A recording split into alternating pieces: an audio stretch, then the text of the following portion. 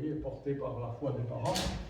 Et puis, quand j'ai eu 18 ans, pas 18 ans, 16 ans, je suis allé à Londres avec mes amis du lycée. J'étais au lycée à Monaco parce que je suis né, j'ai grandi à Monaco. J'ai fait ma scolarité au lycée Albert Ier à Monaco. Et à Monaco, on est très fainéants, oui, tout va bien. Et après, mes copains de classe, ils sont partis à Londres. Il y en avait un qui avait une villa là-bas. Parce qu'à Monaco, ils sont aisés, les gens. Et alors, je suis allé à Londres pour apprendre l'anglais. Mais arrivé là-bas, c'était de l'horreur dans cette maison.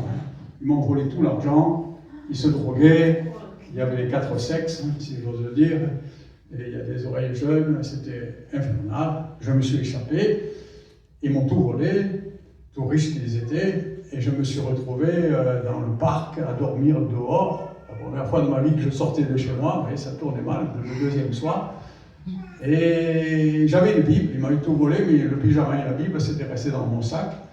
Et j'ai ouvert la Bible au hasard, j'ai crié au Seigneur, et j'ai dit, mais vraiment, je suis un imbécile, un insensé, c'était vraiment mes mots, je me suis mis dans un truc de malade, là, qu'est-ce que je fais maintenant? Il m'avait volé mon billet de retour, tout. Qu'est-ce que je fais? Pas de téléphone portable, j'osais pas appeler à Monaco les parents, leur dire, parce que c'était dénoncer mes copains, quand je rentrais, ils allaient me faire la peau, enfin, ouais, c'était une affaire très compliquée, j'étais paniqué, et, quand on a 16 ans, alors j'ouvre la Bible au hasard, au milieu, et je tombe dans Isaïe, chapitre 35, qui est un des plus beaux chapitres, où il est dit, il y aura un chemin frayé par Jésus, hein. Il y aura un chemin qui mène jusque dans la vie éternelle, qui passe à travers la mort, tout ça, je paraphrase, hein. Et sur ce chemin, même les insensés seront gardés. Même les imbéciles, quand ils marchent sur ce chemin, ils seront gardés. Et moi, j'étais là en train de dire, Seigneur, je suis un imbécile, un insensé, qu'est-ce que j'ai fait là, qu'est-ce que je fais? Je vois, il y a un chemin, sur ce chemin, l'insensé sera gardé. Voyez. C'est le seul endroit où c'est écrit, hein, je l'ai ouvert comme ça, au hasard, hein, une urgence, Seigneur, parle-moi, hein, et il m'a parlé. Hein. Et à partir de là, j'ai mis ma foi en action, et il s'est passé miracle sur miracle, j'ai gagné de l'argent, j'ai trouvé un boulot, je ne savais rien faire, je suis arrivé comme cuisinier français, ça a marché, je savais juste faire les œufs à la coque et ouvrir les boîtes de petits pois, c'est tout ce que je savais faire. Hein.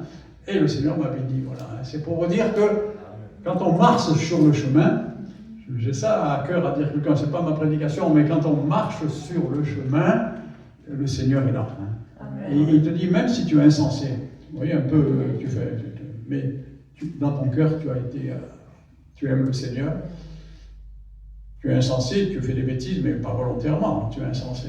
Hein, voilà. Eh bien, le Seigneur, il vient te mettre un peu de plomb dans la cervelle, hein, et il te garde. Hein, et il m'en a sorti admirablement. Hein, admirablement. Et ce que je veux vous partager, c'est que la vie, elle est la lumière des hommes.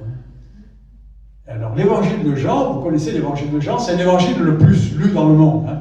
La Bible, c'est le livre le plus lu dans le monde. Tous les best-sellers de chaque année, la Bible les bat, c'est le livre le plus imprimé, le plus lu. Hein. Ça, c'est un miracle qui devrait suffire. Hein. Depuis Gutenberg, hein, la Bible est le plus imprimé, le plus lu, le plus distribué. Et parmi tous les livres de la Bible, l'évangile de Jean, il est lu 5 fois plus que tout le reste. Vous voyez. Et dans l'évangile de Jean, il y a un morceau qui est de choix, c'est le prologue, les premiers versets, qui sont le fondement. Hein. Donc là, on a ici, j'ai la gloire, la grâce de projeter, d'écrire les paroles les plus merveilleuses de l'humanité.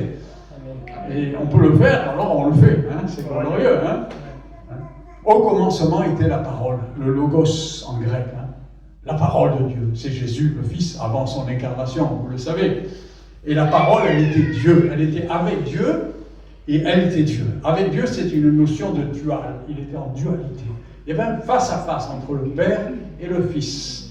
Quelque part, le Père, il aimait son Fils, il veut faire tout ce qu'il y a de plus merveilleux pour le Fils, et le Fils, il veut faire tout de ce qu'il peut pour donner de la joie au Père.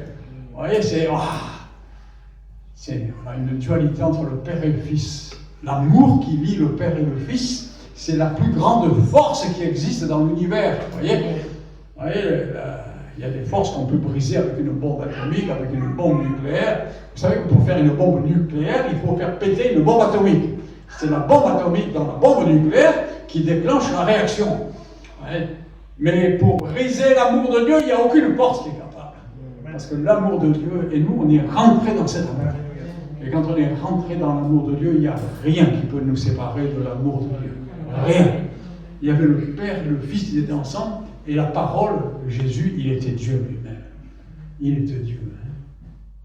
Elle était au commencement avec Dieu. Au commencement, il y a 2 fois ce mot commencement. Le commencement, c'est le moment où Dieu commence à créer. C'est même avant. C'est le moment où il nous est dit dans Job, quand il a commencé à former des projets. Dieu a fait des projets, le Fils était là.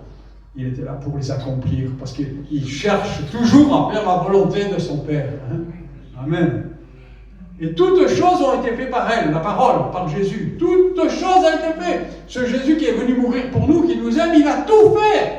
Il n'y a pas un truc, les anges, le ciel, le temps qui passe, tout ce qui nous échappe, toutes les choses qu'on va trouver quand on sera dans la gloire.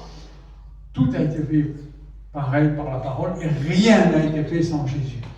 Rien. Les jours de la création, quoi que vous disiez, Jésus était là. Bien avant son incarnation, vous comprenez? Toutes choses ont été faites par elle. Rien. C'est le Dieu créateur, et il vient vivre dans nos cœurs. Et il a donné sa vie pour nous. Amen. En elle, c'est la parole. Alors, c'est le logos en grec, mais parole en français, c'est féminin. Mais en fait, il faudrait dire en lui, en Jésus, dans le logos. Parce que le vrai terme, c'est logos en grec, et c'est masculin. En lui, en Jésus, était la vie. La vie, elle est dans le Fils. C'est un mystère qu'on découvre en apprenant à vivre avec le Seigneur. Et la vie, elle est la lumière des hommes. C'est la vie qui est dans Jésus qui nous éclaire. Et c'est avec la vie qu'on est éclairé, qu'on prend notre chemin. Et on découvre qu'on a un chemin. Vous voyez, quand on est là, un insensé que j'étais, je dis, Seigneur, je suis un insensé, mais j'aimais le Seigneur. Je savais quand même qu'il y avait un chemin. Mais j'ai lu cette parole où il est dit, il y a un chemin tracé, et sur ce chemin, même l'insensé sera gardé.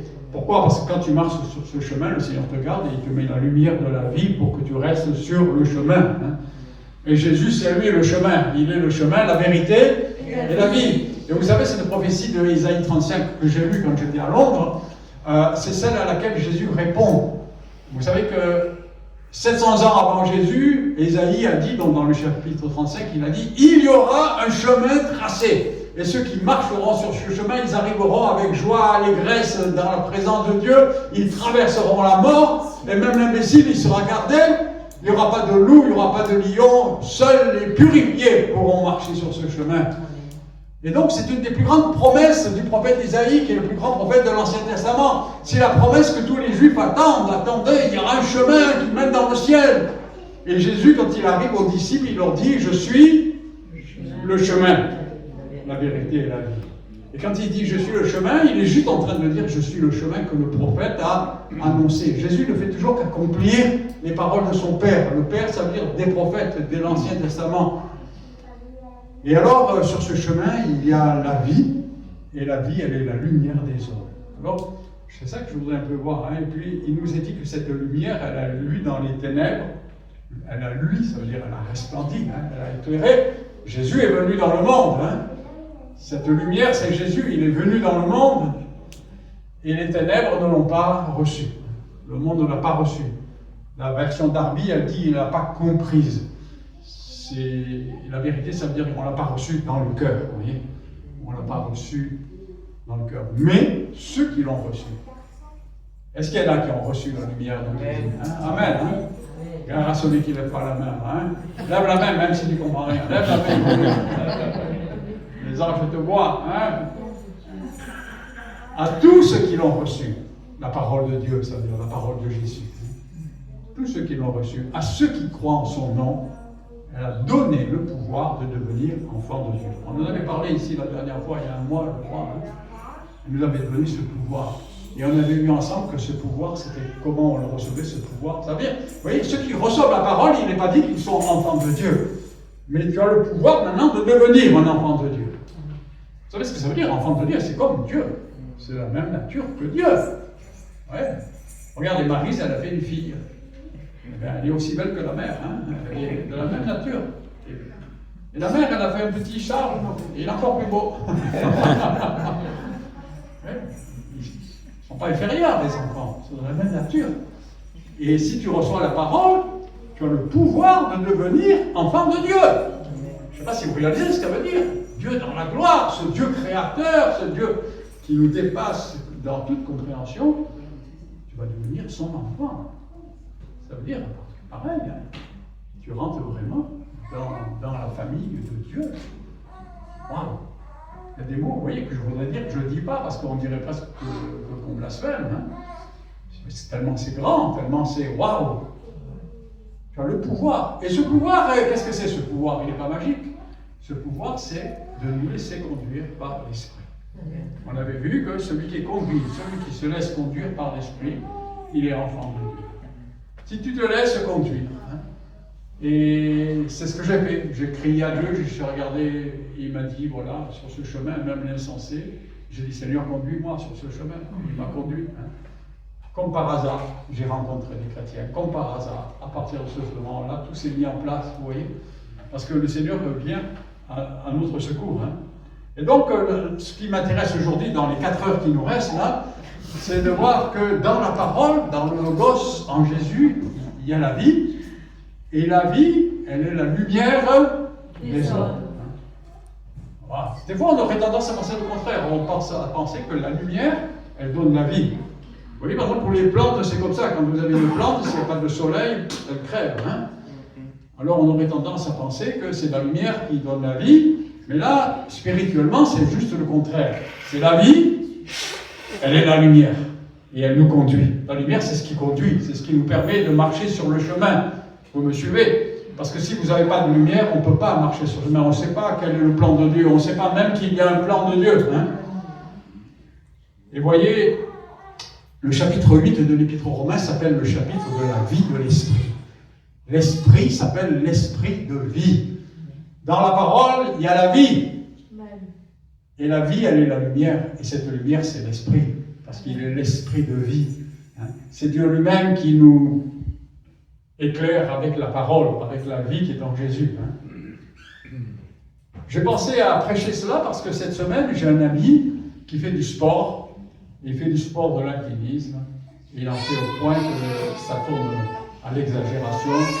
Ça va mal dans son foyer, sa femme pleure, il est tout le temps parti, tout le temps, il n'y a plus que ça. Il est, voilà. Alors je parle avec lui, il me dit non, c'est pas un atavisme, mon alpinisme. Atavisme, il veut dire pas. J'ai repris ces mots, hein, ça veut dire.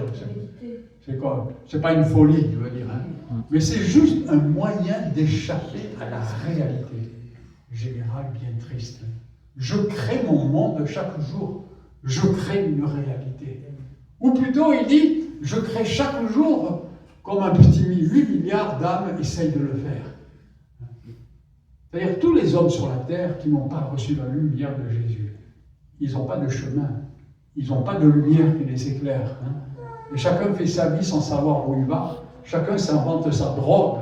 Il y en a qui sont devant des films, des séries. Hein. Je parle avec des amis qui me disent, ils travaillent à Sofia, et le week-end, ils s'installent devant la télé à 3 ou 4 avec plein de cacahuètes, et ils regardent 36 heures de séries de cinéma, et ils attendent le lundi en regardant des séries, ils ne sortent pas, ils se rasent le lundi matin, ils vont au boulot. Ouais. Ils cherchent le sens à la vie. Il y a plein de gens comme ça.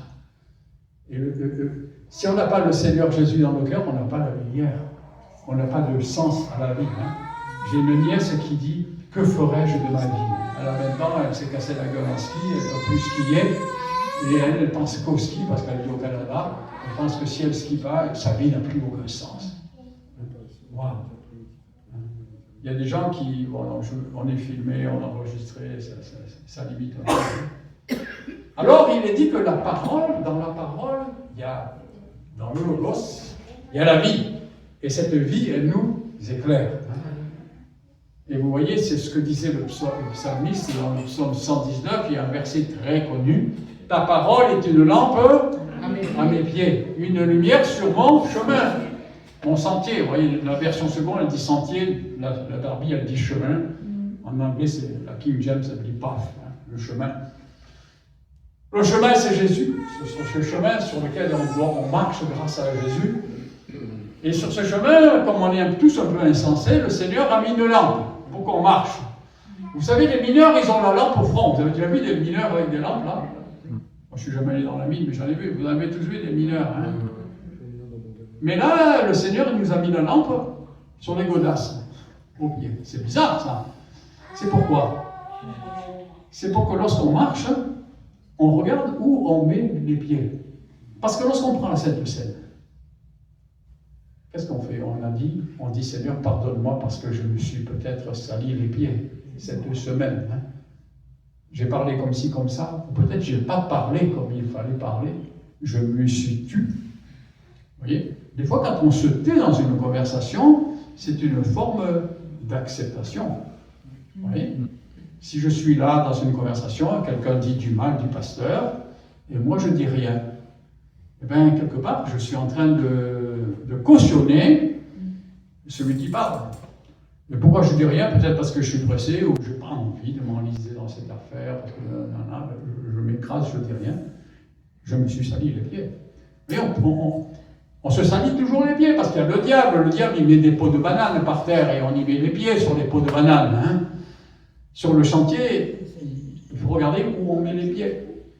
Maintenant, vous savez, les crottes de chien sur les trottoirs en France, on les ramasse, on les met dans son sac à main, avec des gants. C'est formidable, ça. Hein, voilà, hein, wow. Donc, moi, je vois les mamies toutes luxueuses qui sortent de là, elles ramassent elles mettent ça. Enfin, bref. On croit rêver. Mais à une époque, il n'y avait pas ça. Hein. Et quand vous sortiez à Nice, au centre-ville à Nice, vous aviez intérêt à regarder où vous mettiez les pieds. Un jour, j'ai un ami canadien qui est venu pour travailler en année sabbatique à Sophie Antipolis. Il n'était jamais venu en Europe. On promenait au centre-ville à Nice. Il trouvait ça tellement beau. Vous savez, au Canada, les maisons, c'est 3 clous, 3 planches, un marteau. Et il n'y a pas d'architecture. Et là, il regardait tout le temps en l'air. Hein. Et il a mis le pied dedans. Hein. Il a glissé, il est tombé, il a mis l'épaule dedans. En se retournant, il a mis le coude dedans. Et j'ai dû l'amener dans une teinturerie, on est sorti en slip, je l'ai amené chez moi, oui, c'était la cata, l'horreur. Hein. On doit regarder où on met les pieds. Hein. Alors le Seigneur, il a mis une lampe à nos pieds. Ce qui veut dire, je dis ça pour se dire, pour qu'on ait, c'est spirituel, ça. Si le dimanche, on dit, Seigneur, pardonne-moi, je me suis sali les pieds. Mais le Seigneur, il te dit, ok, ne recommence pas la prochaine fois, parce que maintenant, je t'apprends à regarder où tu mets les pieds. Tu as compris qu'il y a des crottes dans la vie.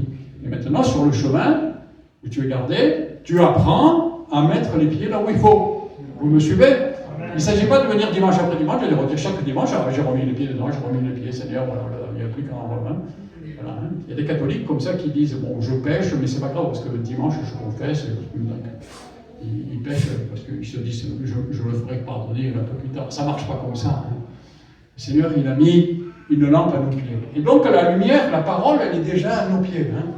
Et puis, cette parole, elle va éclairer nos cœurs. Le but, c'est pas de rester sur les pieds seulement. Mais vous savez que c'est important, les pieds, on l'a dit. Hein. Pierre, il a dit, lave-moi tout entier. Le Seigneur a dit, non, si les pieds sont lavés, vous êtes entièrement purs. Hein. Et la Sainte Seine nous lave les pieds.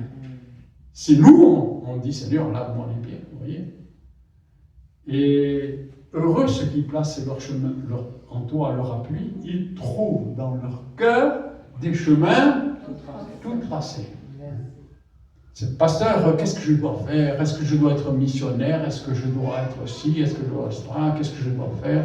Est-ce que je dois épouser celle-là? Ou est-ce que je dois rester célibataire toute ma vie? Quelle question, hein? Tu te poses cette question, est-ce que je dois rester célibataire toute ma vie? Tu te la poses pas. Ah, il ne se la pose pas. Il ne se la pose pas. Non, il ne se la pose pas. Je te fais une révélation. Heureux c'est qui place tu trouves dans ton cœur les chemins tout tracés. Pourquoi? Parce que cette lumière de la vie, elle t'éclaire dans le cœur. Et ça commence par les pieds, mais ça veut rentrer dans ton cœur. Dans ton cœur. Ça veut dire qu'en fait, c'est dans ton cœur que tu vas avoir la réponse. Hein. Et comment ça se passe? Hein? Paul il dit que le Seigneur dirige vos cœurs vers l'amour de Dieu et la patience de Christ. Il faut de la patience dans la vie chrétienne. Il y a des choses qui tombent immédiatement, il y a des choses qui se font dans le temps. Vous l'avez constaté, ça? Moi, en 78, j'ai été très malade. J'ai souvent raconté ce témoignage, hein, vous savez.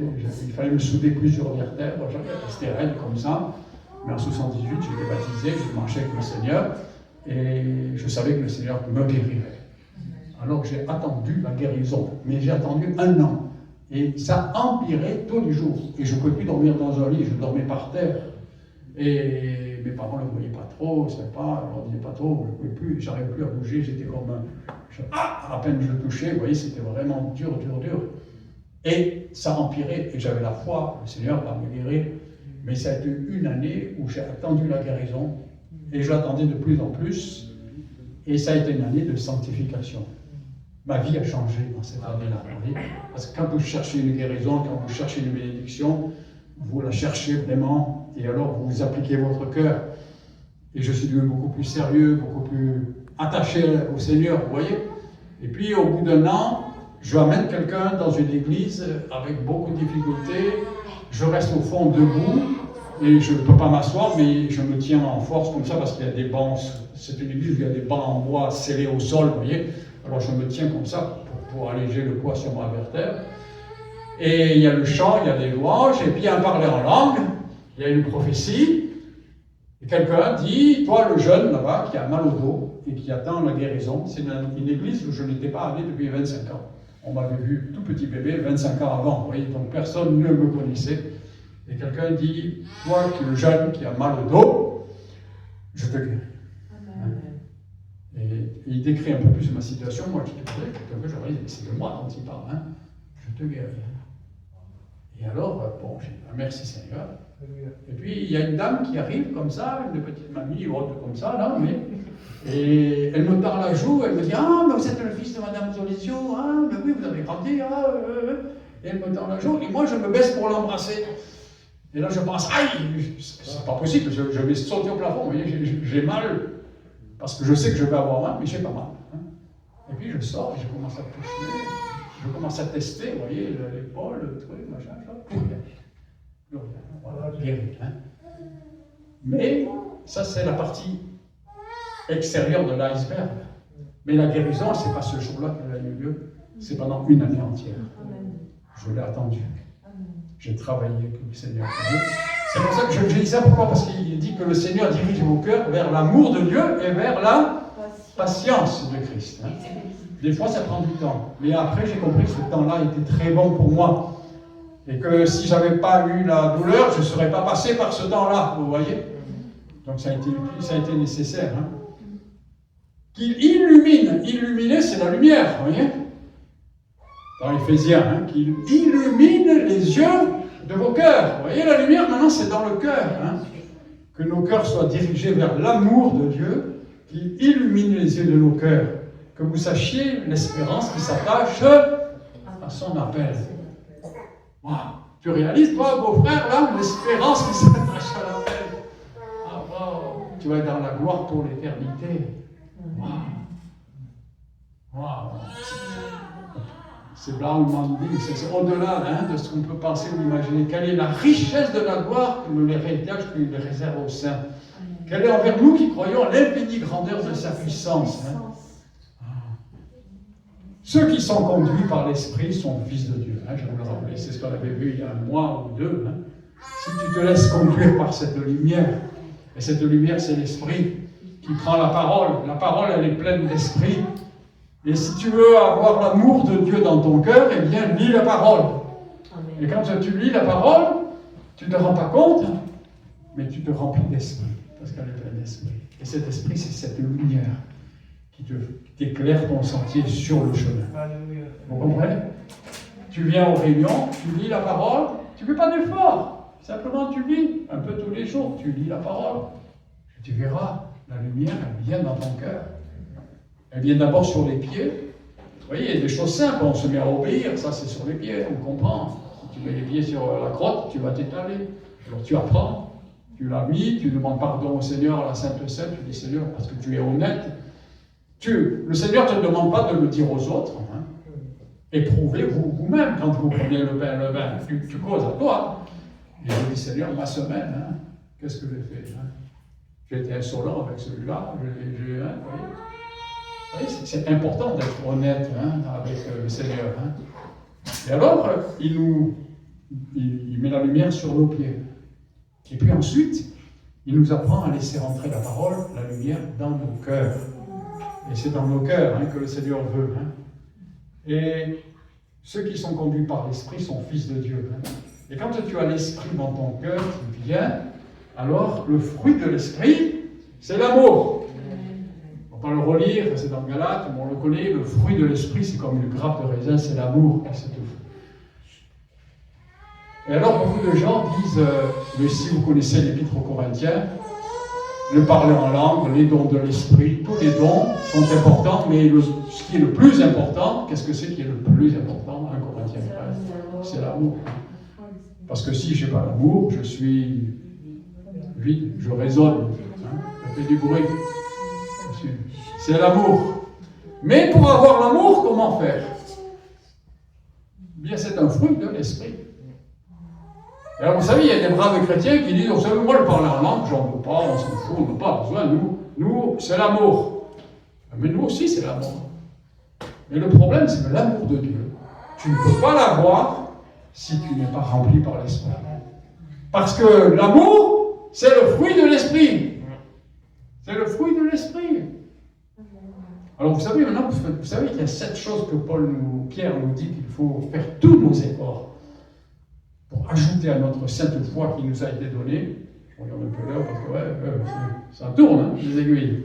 Il faut ajouter à la foi, qu'est-ce qu'il faut ajouter à la foi? Il faut ajouter la sainteté de la vie. Il faut se garder des péchés. Il faut la connaissance des Écritures, il faut lire.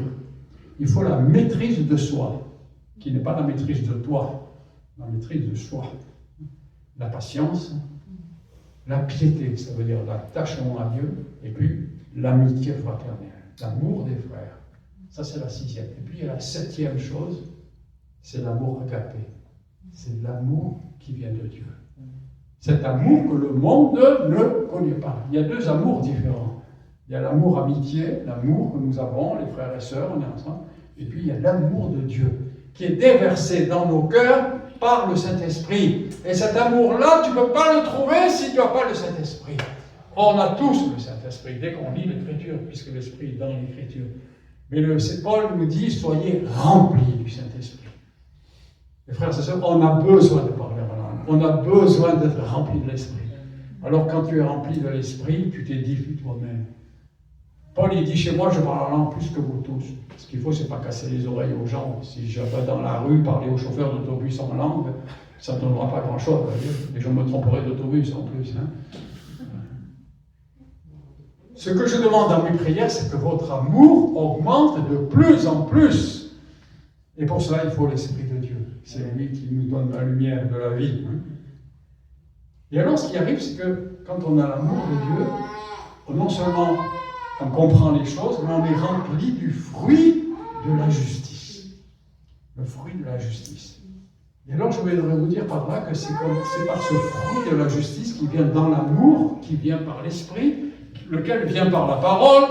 Vous avez compris, dans la parole, il y a la vie. Et la vie, elle est la lumière. Et cette lumière, c'est l'Esprit qui est avec la parole. Et quand je lis la parole, j'ai la lumière dans ma vie. C'est l'Esprit. Il éclaire mes pieds, et puis il rentre dans mon cœur. Et quand il rentre dans mon cœur, il me remplit d'amour. Cet amour que le monde ne connaît pas. L'amour qui vient de Dieu. L'amour d'en haut qui vous donne d'avoir des transports dans les graisses. D'aimer les pécheurs, d'aimer les hommes, d'aimer ceux et d'aimer partager la parole. Et voyez, Jésus, quand on connaît tous, il rencontre une femme qui transporte un mort. Et cette femme, elle est veuve. Et ce mort qui est là, c'est son fils unique. Et c'est une juive qui craignait Dieu, qui marche avec Dieu, certainement.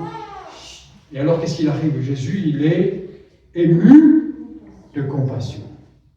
Il est ému de compassion. C'est l'amour qui fait agir Jésus. Il est ému de compassion.